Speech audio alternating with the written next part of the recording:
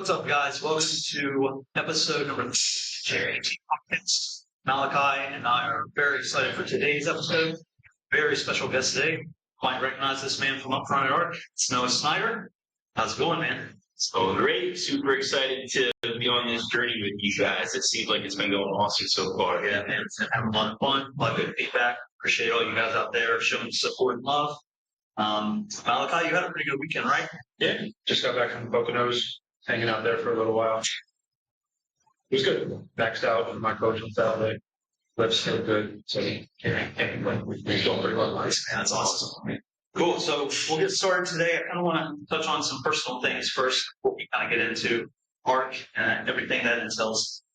So I want to talk a little bit about your relationship with Hannah, being a husband, being a son, brother, and a dog dad. So let's begin with how long have you known Hannah?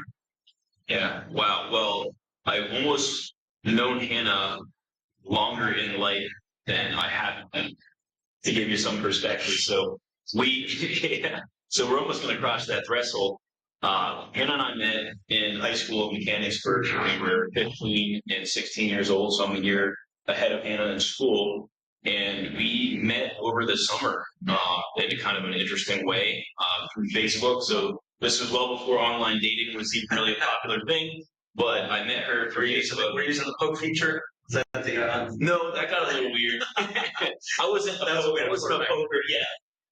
No, I actually called her late at night. It was kind of creepy looking back. It was 2 a.m. I was on vacation, and I just randomly was with my buddy, and we're like, we need girlfriends this week. We are striking out big time, and we are tired of just hanging out with guys all the time. We really need a good woman in our lives. And I messaged Hannah out of the blue and just started chatting her up. And then we kind of hit it off initially. And then when I got back from vacation, we went out a couple of times. And then asked her out within about 2 weeks of knowing her. And by the grace of God above, she said yes. To this day, the worst decision she's ever made. And the rest is pretty much history. We dated for 4 years in high school, and then we got married in 2015. So September is actually going to be our 10-year anniversary. That's pretty wild. Where did you guys get married? We got married, ironically, also on vacation. So the same spot that I was when I first met her is where we ended up getting married on the beach. And not everybody knows my dad's actually a pastor, so he was able to do the ceremony to marry us. A very small ceremony of about 20 people in attendance, and it was absolutely beautiful. It ended up being the perfect day, and just it's even a special place because Topsail Island, North Carolina, is where I went on vacation with my family for the last 25 years, pretty much every single year consistently. So we still return there every year with my family. Just now we also get to celebrate our anniversary. That's awesome. So beautiful. Yeah. Also, you're a huge animal lover. You have 2 great names now. Yep. Charlie, rest in peace. You have Clyde and Cleo. Yes. Correct? Yep. Yeah, I saw them a couple weeks ago. They're crazy. Yeah, so you guys also have a pretty awesome following on social media with them too, right? Yeah. It kind of started in a crazy way. It was during COVID, and beginning of COVID, everybody was staying home. Nobody really had anything to do, so they just kind of got on TikTok most of the time. So Anna posted this video of Charlie as a puppy, and it was like a transition of me holding him when he was 30 pounds, and then it transitioned to when he was full grown, me holding him when he was 160 pounds. And that video went crazy viral on TikTok. It got millions of views and likes. And that kind of spiraled into them having their own social media pages, which is at the Snyder Zoo. Now, we're not as active on those anymore, but there was a point during COVID where people were literally sending dog toys and packages to our house, and we would record videos of the dogs opening them up. So it's just something to do during COVID, but it's just, the internet's a wild place, I'll tell you that much. Yeah, I love whenever you guys show the pictures and stuff. They're so beautiful. Yeah, they are large. Clyde is closer to 180 pounds. He's actually the biggest one. Yeah. And big lap dog. So, oh, yeah. It's a big snuggle book. Yeah. That's insane. Very carefully. People don't realize this, but Great Danes are considered excellent apartment dogs because here's why. As big as they are incredibly lazy. So they get their zoomies outside, they run around, and then they like to sleep most of the day. And because they are bigger dogs, they don't require too much exercise. It actually can be bad for their joints if you over-exercise them. So they sleep a lot of the time, and they love to snuggle on the couch. They often do what we call a Dane pile, where they're actually all laying on top of each other, which is wild because of how big they are. But yeah, they're incredible dogs. They have so much love, and they're just very unique, and they're almost like small horses in the way that they run and the way they act. They're really funny. Yeah, you also have cats, correct? Yep, we have 3 cats. Yep, Lily, Daisy, and Freedom. So and there was a point where we were that crazy cat family where like if people found a litter of kittens, they would end up in our basement where we nurse them to health and then find them home. So we don't really have so much time for that anymore, but yeah, it was about once every couple of months we get hit up by somebody that found a litter of kittens and we just took them on. Yeah, I know I was trying to get in and take some stray cats that run around my apartment. Shut that down. Yeah, we no longer have time for those extracurricular activities, but we absolutely love animals. It's a huge passion of ours. Cool. So some of your hobbies, you are a huge metal rock concert person. Yes. Love menacing. Yep. Been to a couple concerts with you recently. It's been amazing. Those are like such a blast. Gotta get you out there. Yes. Crowds are Different group of people out there. no doubt. So you also play drums. Yep. Correct. So what are some of your favorite bands? So one of my favorite bands is actually the first one that I saw in concert was Breaking Benjamin. They've been around for a long time, but just good classic rock. I mean, they are just so super talented. And the original singer is still the guy leading the band, Ben Burnley. Super cool guy. Yeah, he's done it all these years. They still fill out stadiums, which is crazy. Smaller bands I like Crown the Empire. They're another less known band, still really good. And then we've been listening to Sleep Token a little bit recently. I know people either love them or hate them, but they are crazy talented. Yeah, I mean, we just love finding local venues like HMAC in Harrisburg or Jamie Lovecraft. We're opening a new venue in Harrisburg as well. Just cool local venues that actually get some pretty big bands because now I'm in my 30s. I like to be in bed by about 10 o'clock. So not as big of a fan of traveling too far to go to shows, but it's so much fun. That's one thing I do enjoy about living this city specifically is because we have a lot of bigger cities around us. More so than I so there's a little bit of an option to see bigger top bands, which is awesome. Yep. Absolutely.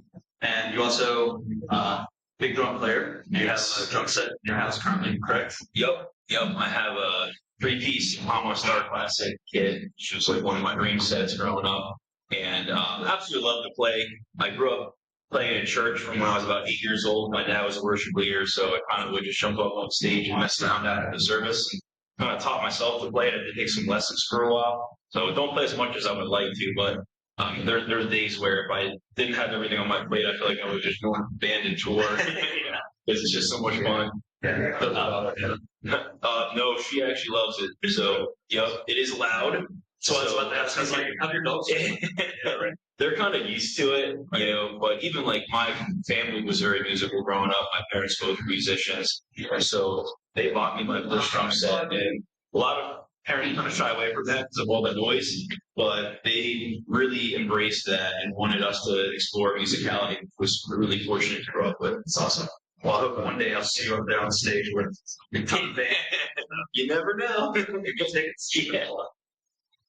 So outside of kind of dogs, animals in general, and music, you're also a coin collector. And you kind of describe some of the things you collect and what's maybe some of the most valuable pieces you have. Yeah, for sure. So I kind of just took to collecting coins when I was a kid, and most 6-year-olds wanted to go to the candy store or go buy video games or whatever else. Like I just had this fascination with coins, mainly because they told a story, and there's different coins throughout different generations that have different stories, and each one has its own meaning and different origins of where it came from. But I also love the fact that, like, especially silver coins, like they have value and beyond what they are worth face value. So like silver quarters, which are 1964 and earlier, for example, while technically you could still spend one and it's worth a quarter, or they go for at least $6 per quarter just because of the silver content in them. So I collected a bunch of them when I was a kid, and they've just only gone up in value. So it's cool from that perspective. And there are people that say like if for some reason if the dollar ever failed, which crazier things have happened, that silver and gold, currency could end up becoming useful again. So I just kind of enjoy collecting them and collecting different series and just kind of being on film. Yeah, it's awesome.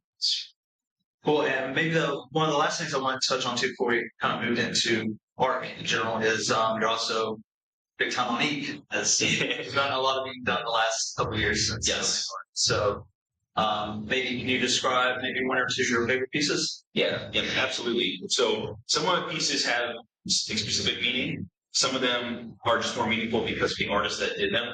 And we have a lot of friends that are tattoo artists, as you guys may know, who are all crazy talented. We're so fortunate to have good artists here in Central Pennsylvania. But, I have this beautiful octopus on my arm here, which is by Jeff Salsack of Campo Collective, good friend. Kyle Devaney did pretty much this entire arm here, which is very nautical themed, but it has a lot of different meaning to Hannah and my relationship. So the bridge, top smiling, we're doing vacation, is over here on my bicep. The island of Topsail here, the islands of Hawaii, which is where we went for honeymoon. So each one has some meaning to it. Friend Chris Tedson just did this piece on my leg, which you can't see, but it was Charlie's favorite dog, a dog that we had to put down back in May. So just a cool way to remember him. And again, each one has meaning because of the artist that was done, but also because of what it means. And then one on my shin, which Ali Flanoski did, is a Japanese phrase of Ikigai, which is also really cool, meaning to myself as well. So, and I'm not done. It's funny, like, honestly, Hannah's usually known as the tattoo one. But the more tattoos I get, different meanings they have, I almost feel like I'm becoming more myself, if that makes sense. Like when I didn't have any tattoos, I kind of felt out of place. But now that I get more of them, I feel like I look a little so kind of weird to think about, but it's just, how I feel when I get them. Yeah, man, I know you've really been wanting that neck piece, so. Yeah, it's only a matter of time. Absolutely. You gotta get Malachi on board now. Oh, yeah. It's like, yeah. My goal is to be so unemployable because of my tattoos that I never want to work for anybody else ever again. Are you thinking with your neck injury, just the back and going the whole way? So I may go up underneath and kind of back a little bit, but the only thing that will require is I have to shave my beard off in order to get that. So there may be a period of just a mustache, which I've never done, so we'll see what happens. Yup. Hannah's not excited about the mustache idea, but we're going to maybe try it out, see how it goes. Hey, you never know till you try. That's right. Yeah, I want to kind of transition a little bit into entrepreneurship now because I know before ARC, right? Some people might not know this, but you did work in the corporate world. Mm-hmm. Can you kind of describe a little bit of what you did and what kind of took away from that helps you today in entrepreneurship? Yeah, absolutely. So I've done a little bit. While Hannah's career was pretty steady and consistent, I moved around to quite a few jobs, in the time that I was working. My first one was when I was 14, I started working at McDonald's. And that really instilled in me a work ethic and this emphasis on customer service that I feel like of all my jobs may have been the most valuable. Because working at somewhere like McDonald's, you deal with some of the most miserable people in society in some very difficult scenarios. I was cleaning the bathroom after people had to blow up too many Big Macs. Literally a little bit of everything there. And then from there, I went on to actually work in a gym, opposite. But one of my jobs when I was in high school was part-time at a gym in Mechanicsburg. And that was where I really fell in love with the fitness industry. But it was hard to see that at the time.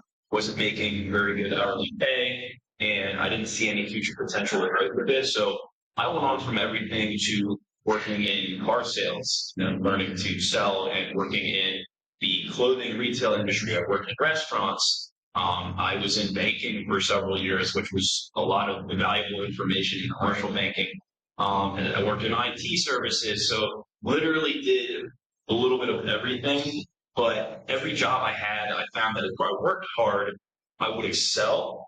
but there was something missing. There was this passion element that I just couldn't click with, and I just always felt like I was craving more, even when I got a pay raise or a promotion, whatever it was. I still was like, yearning for something more in a lot of those scenarios that I didn't quite know what it was. Looking back now, it's because I had that entrepreneurial spirit inside of me, that itch that just couldn't get scratched, in corporate America, which is no way bad thing. A lot of people thrive in corporate America and really enjoy the jobs. Just for me, I always felt like I'm putting in 100% effort, but I'm only getting rewarded for 50% of my work. Right. And that was kind of the recurring thing. Yeah. Well, I know just being here almost 3 years and seeing you kind of in this environment, it's been, you definitely made the right decision to kind of chase after some passions, leadership. Yeah, it just shows. So, it's awesome. Do you think you've done a genuine question? Do you think you've done so well as a gym because you have skin in the game? And those other jobs you got time done. If the gym closes tomorrow, that's a whole lot more impactful on you than losing one of those jobs. Do you think that's why you've done so well? I think there's a lot of drive factor behind that. And I would say I don't really have skin in the game. I have my organs, all of my assets. I mean, you kind of have to go all in if you want to get to the other side and actually stabilize a business. Like, starting one is one thing, Right. but getting it to a point of stability is another. But I would say the biggest driving factor, honestly, was not even the skin that I had in the game, but Rock and John Snyder, and all those other people, all of you, us trainers, and all of my team. Like, you guys having skin in the game is what pushes me to make sure that this is successful. It's bigger than myself. It's like, man, if for some reason take the gym in a direction that's not good and it starts to deteriorate, it's not just me that's affected. It's all of you. It's all of our members. It's all of the training clients. Like, everybody that relies on this is part of their life. So I would say that's honestly the biggest. It's such a great, because the little decisions that you make go well beyond you affecting you. Like, the impact is community wide. Totally good job with that. So yeah, for sure. So at this point, kind of what was your fitness journey like?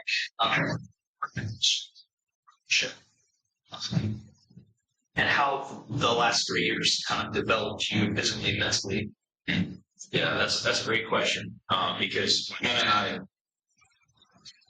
Jim, we both were in every workplace, I would say, mentally and physically. So we needed this as much as anyone else for our own health. And Hannah's always been an athlete. Like, she was very athletic at school. She played softball. I was the opposite. I was more of a video game nerd, and working at McDonald's wasn't the best start for my health journey back in high school. But it started to take a turn when I started working at a gym, and I thought well with it. And in my early 20s, I got pretty good shape, just figuring it out on my own. And then as I got into corporate America, the many lunches with clients and the desk environment really weighed on me. And then COVID on top of that pretty much just was the nail in the coffin, because I wasn't going to gyms. I wasn't eating well. I was getting takeout a lot of the time. I was just sitting at home. So when I started the gym, it was probably one of the worst places I've been physically and mentally. And then I knew that if we didn't live by example, we couldn't expect other people to do what we're asking them to do here at the gym. So that's when, I started training with Rock initially. And then when you ended up coming on board here shortly after we opened, you became my trainer. And so you got to see that transformation a little bit. But opening the gym, I actually lost a lot of weight, huge stress. I got down to about 130 pounds at 5'8". So I was kind of like skin and bone. Kind of joke about it now looking back. But since I started working out consistently and started taking my own health seriously and really put emphasis on training and nutrition for working with you, I gained about 40 pounds, a lot of which is lean muscle. And it's up and down. It's never consistent depending on the season of life that I'm in. But now I'm never going to let myself fall back into this patterns ever.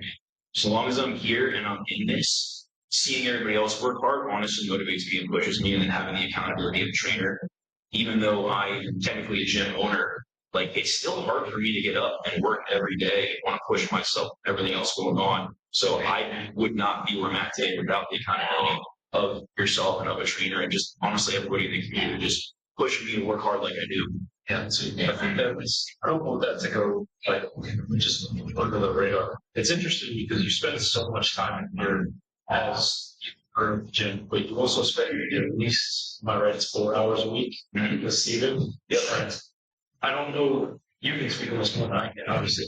If you didn't have those scheduled hours with Steven, would you find 4 hours a week to work on yourself in this space?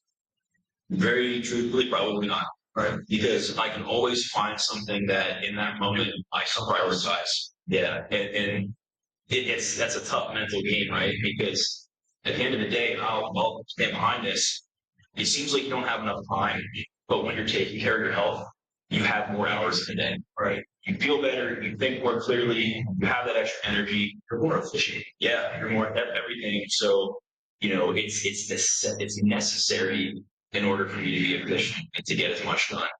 But it's very easy to fall into that trap. I like to use another hour to sleep, or I can work on this other thing for an hour. And when I'm not training with Steven at a rare occasion where I try to work out on my own in here, I get very easily distracted talking to somebody or changing a trash can or, finding anything to do other than the workout I'm supposed to do. Seeing how work out. So I don't think I would. Yep. Just right. Yes. And that's just me being honest with myself and knowing who I am. And, yes, I could, train on my own more, but I also believe in subscribing to the services of Next Gen and supporting you guys back in that way. Because again, we have to practice preaching. It would probably be so much easier to work way different gym, and then I don't think that would make you look like a certain way as a gym owner. Yeah. Gym training. Right. How do you feel about that? Because I know we sure as you and him go to different gyms just to test them out. Yeah. Would you feel when somebody from here saw you train not a local gym? Yeah, that's a great question. And honestly, it's something that isn't that uncommon for active gym owners because they understand that they'll get very little done. Right. And I'm sure you guys understand that being trainers, when you're doing a workout on your own, I'm sure there's a lot of times where clients still want to chat. They love you guys, so they want to spend that time with you. Yeah, Steven's here when everybody else is asleep, which is probably why he does that. Yeah. But, I wouldn't feel bad about it. And at the end of the day, we have plenty of trainers that actually work at other gyms in the area that come here. And I have zero issue with it because I understand that may be their only escape from feeling like they're working even when they're not being at their place of employment. But Hannah and I love visiting other gyms. Like there's so many other great ones in the area. We'll go on occasion to the Falcon Fitness Center at Messiah. They have an absolutely beautiful gym that's open to the public. It's actually a gorgeous gym. There are a lot of gyms that we travel to outside of Pennsylvania. So my friend Will Martin owns a gym in Virginia called Vintage Iron. Absolutely gorgeous gym. And the best part about that is trying to meet other owners that have a similar mentality and just kind of create a network too. And another good benefit of that is you get ideas, correct? So you visit these different places, you kind of see how things are run, maybe some different equipment they might have, things like that. So it's all like brainstorming in your mind as you're coming back.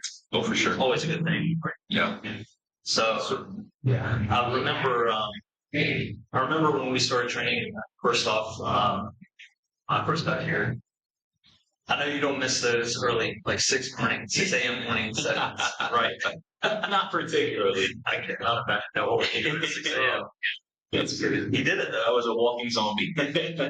But yeah, just looking back, I have pop up quite a bit, and you're in a lot of those sports. Like I used to film training sessions and stuff, just to see how far you've come from that time to now. Man, I'm just so proud of you. I mean, it's absolutely mind-blowing. Thanks, brother. How far you've come. It's a beautiful thing to see. Yeah. Well, again, it's the community pushing me. I can confidently say if we hadn't gone down this road and hadn't built this community around us, I don't even want to pick where we're at life right now. Physically, mentally, professionally, whatever it is, like I can't imagine any other track in life in the last 2 years. Where you're doing what you were meant to do. Picture's biggest losses is not having a picture of you opening the gym. That was very good. On the transformation board. That's yeah. Definitely a little bit different physically and So I want to kind of get into art in general. What was the point in your life when it just clicked that we're going to do a gym? And what was the process kind of like as you kind of pushed forward? It's a great question. It was not necessarily a very pre-planned thing. I always knew I would love to start a business, do something on my own. And if I could recall to any job I've ever worked, in the gym was my favorite job by far. People, the members are always super positive, very rewarding. But the way it all kind of started was I had been working for an e-commerce company during a lot of COVID. Hannah was working for the same company, doing super well. I mean, honestly, it was like the corporate dream. They were flying us out to California for events. We were meeting a lot of people. Hannah had some really cool opportunities to do education for an international company. And it seemed like we had made it at that point. I'm like, man, this is the track we're supposed to go on. Until personality conflicts started to get in the way. There were some ethical dilemmas that I was faced with where I was asked to do things that did not align with my goals. And you can only go so far with that before you get to a topic, which I came to that head where I literally said, I'm not willing to do this. And for the first time in my career, I found myself as a result. So that was terrifying. And then right about that time, I find out the gym that I had managed years ago in Mechanicsburg was up for sale. So, kind of like, okay, maybe this is, it's coming together here and maybe I'm meant to take over this gym. So Hannah and I immediately said, let's explore it. Let's see if the owner is willing to sell to us. And from the moment we approached him, he was incredibly enthusiastic about me taking the gym there. I had history there. I knew the trainers. I knew the members. He said, honestly, I couldn't think of anybody better to take it over because I wanted to be taken care of like. So we put a contract together. I started a 2-month transitional period where, I would work in there, get ready to take the gym over, kind of transition back into it. It's been about 7 years since I've worked in that gym. But Brock was actually one of the independent trainers there. So reconnecting with Brock was really cool. And the idea was once I took over ownership of that gym, Brock would become the training company at that gym. So everything was looking sweet. I had gained 200 new members in the month and a half that I came back into the picture. So I'm like, this should totally work. And then when everything seemed to be coming together, it all fell apart. And about a week before we signed the lease over and closed on it, the gentleman broke our contract, sold the gym out from under me to another gym, and basically said, see you later. And it was devastating because I got no pay for those 2 months. I was counting on everything working out. Hannah was working at the nail salon, and she was our only income at the time to support a home and 2 cars and many animals. And it was very bleak. It was one of the scariest times in our life. And the easy thing to do at that point would have been get a 9-to-5 job, figure out how to just cover my bills and just get by until something else happens. And Hannah was the biggest supporter in saying, you know what, no, why don't we step back for a second and look at our options? And we have a community, we have a vision. Why not start something that's ours from scratch, right? And that's when we really started to think about, can we do this ourselves without having to buy somebody else's business? And having that conversation with Brock, from the first time we talked about it, he's all in 100%, like never questioned it. John Nyberg was an instrumental part in making that happen. Before we even put a plan together, he was like, I'm in to support you guys, whatever I can do to invest or help. Like, he was 100% on board with that. And then the last thing we just had to figure out was the location. And through what I would call an act of God, this building that we're sitting in right now was placed on my heart to explore, right? And from the first time I walked in, which I grew up in Mechanicsburg, I'd never stepped foot in this building before. We walked in on faith, it wasn't advertised, and met Scott Curran, who to this day is one of the biggest reasons why we're here, because he opened his doors to us here and gave us the opportunity for a start. And it was a long, arduous journey from signing that lease to getting open. We had 13,000 square foot furniture showroom to clear out, which, it's people don't even know half of the story of how this place got going. But I was selling furniture for about 3 months just to get it cleared out so we'd have space to put the gym. If you look back far enough on Facebook, there's some funny videos of Scott and I different times in the furniture. But we just never lost sight of the vision and kept hammering away. Brock never lost faith. We had a couple of independent trainers, Chris Johnson, Kurt Kenny. They never lost the faith. I mean, Chris was literally like checking in every month. Is the gym ready yet? My clients are ready to go. My clients are ready to go. And even when we opened, the first day, I was remembering, I didn't know if people would even show up the first day that we opened. And there was literally people waiting here at the door before we unlocked it to get in. And it felt like from the first day we opened, we'd always been here. I can't even really explain it. And then everything else is history. We just kept building on that. Brock had one trainer when he started. I think he's got how many now? 14. Yeah. I mean, that in itself is just insane. Yep. So it's wild. We even ended up expanding in 2023 and added another 7,000 square feet of equipment, floor space, 30 pieces of appliances, equipment, all from the lowest point in our lives where we didn't have two dimes to rub together. It is pretty wild when you think about it, but faith, community, meeting the right people, all the ingredients necessary to do something like we've done. And if I lost it all someday, I would do it again. I want to be without question. I would have no doubt that you could do it even better, man. So it's been awesome then just to see all that come together and even when I go back to some of the pictures of when you guys were clearing out space up front, just how far the journey is, how far you've come. So awesome. So there is so much different even in some of our videos. So we take the library. Yeah, the training library. There's machinery that's in place in that house. Yeah, well, when we first opened, we had to kind of spread equipment out to make the gym look full. Now we're consolidating it because we keep wanting to add more equipment and make sure we have the space for it. So, wild how that has changed. And I did want to ask you one question, just in general entrepreneurship and art. What is the most difficult part of the job, and what is your favorite part of the job? Great question. I'd say the most difficult part is just the weight of responsibility on our shoulders as owners and leaders. It's hard. It can be lonely at times. And just knowing that whatever happens here, we're responsible. And that's a good and a bad thing. It's heavy sometimes, but it's also very rewarding when things go well because you can see the difference you're making in people's lives. Say one of the best things, which I've been reminded of a lot lately with some of the losses that we've experienced here at the gym, is the human connections that we have. And even when things are hard, sometimes you just get those affirmations from people of their needs. And, even recently, we've just been very thoughtful and prayerful about, what we're doing and what its purpose is, because it's still easy to question at times. We had a girl come in who is not even a member here. She came in firstly, but I'm going to find out she just lost something very close to her life.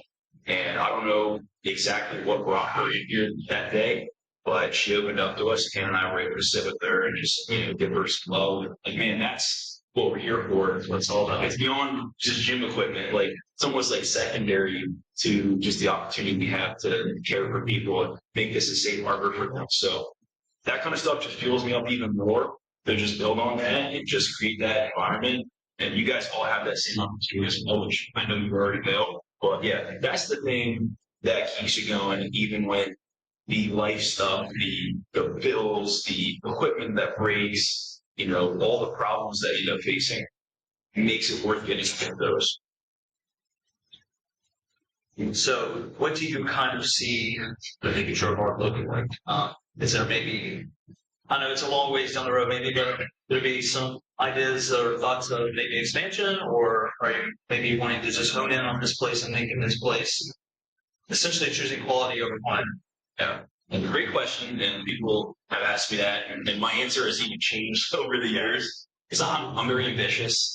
You know, I'm not the kind of person that like has a goal. And once I hit it, I'm just content. Like if I hit a goal, it's like all right, now we got to move the goalposts down because I just love the chase. I love the journey and seeing what we built. But I will say that my growth mentality has actually even pulled back a little bit in the last year, especially with everything that's happened. I would love to expand the impact that it has and consider opening additional locations. But before doing so, I want to make Bark one, call it the pilot location, exactly what we want it to be first. You know, having the right people in place that can operate more independently, you know, make sure it's financially stable so that if we do expand down the road that we're in a really good position to do so. And many people have asked me, would you ever consider franchising or doing one of those routes? There's changes that have grown very quickly and very fast that way. And I don't think I would, you know, because I think when you franchise, you're allowing other people to buy into a different vision that may not share the same values that you have. So I think we'll grow at the pace that we're able to do so without losing control of our vision and where we want at the end of the day. So I know that's kind of a broad answer, but I'm always looking for and open to opportunities. And if there's anything I've learned, it's from the least expected. Yeah, things are always so fluid, so Yeah. what opportunities it presents. Yeah, but I definitely have more fun things planned for here in the future, that is for sure. Be on the lookout. Yep. You think you want to add to that? For sure. All right, I know we're kind of running a little long on time, so I wanted to transition to our last one here. And there's something very important to you is living with purpose, right? You mentioned your tattoo on your shin earlier. And what was that? How do you pronounce that basically again? So it's a Japanese phrase. I don't know if you can see it on the camera. It's Ikigai. Yeah. Yep. And it's roughly translates to reason to live or having a purpose. And I really admire the Japanese culture, and they've often been recognized for living far past the normal life expectancy, I think, for many reasons. But I think the biggest reason that they live such long and abundant lives is because they never stop living with purpose. And we have this mentality in our Western culture where, you know, we can't wait to retire because we don't love what we do. And we just aim for that golden 65 age and hope that we have enough money to have a happy life in our retirement. And to be quite honest, it's a very depressing thing to me. You know, like I don't even know if I'll live that long. Like nobody's assured of that, right? So you have to live somewhat for today. But I want to do something with my life that I don't even look forward to stopping doing something. You know, how many people actually aspire to that versus just kind of getting by until they have hopefully more comfortable life down the road. But Ikigai is 4 pillars. And essentially what it is, it's a intersection of 4 areas of life, right? Finding something that you love to do, finding something that you're good at, finding something that the world needs, and finding something that you can make money doing that actually has a profession, right? And if you can evaluate what you're doing with your life and you can check all 4 of those boxes, you found your purpose. And until opening Arc, I had, and I confidently say today that I am living out my purpose. And it just shows the confidence you built, you know, just through these past 3 years. You know, I remember coming here and just seeing your growth from when we met up until now. It's just been massive living your purpose, and that's incredible. You know, just with the community you built, you know, just how you remember everybody's name, like how you speak, all those things. It's incredible. I appreciate that. And you know, I challenge everybody else to do the same. Like, no one is exempt from challenging themselves to strive for that. We all have that opportunity. Absolutely. Happy to be a part of it, my friend. 2 seconds. Obviously, no hurry. But one day at a time. Yeah, one day at a time. Lots of good things coming up here. So, well, have anything else you'd like to add to? sir, questions you got?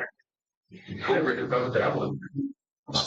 Thank you guys for the opportunity again. Absolutely. I'm not hard to find if anybody ever wants to continue the conversation. Yeah, definitely appreciate you coming on, man. It's I know a lot of people have been looking forward to this one. We appreciate it. So thank you. Thank you guys. Yeah. All right, guys. Well, this will wrap up episode 3. We appreciate you sticking around and hopefully you love this one. Let us know what you think. I think in 2 weeks we're gonna have Noah's wife, Hannah Snyder, on. Oh boy. Right. So yeah, we're looking forward to that one. Hope you guys are too. Absolutely. Guys, thanks again. See you.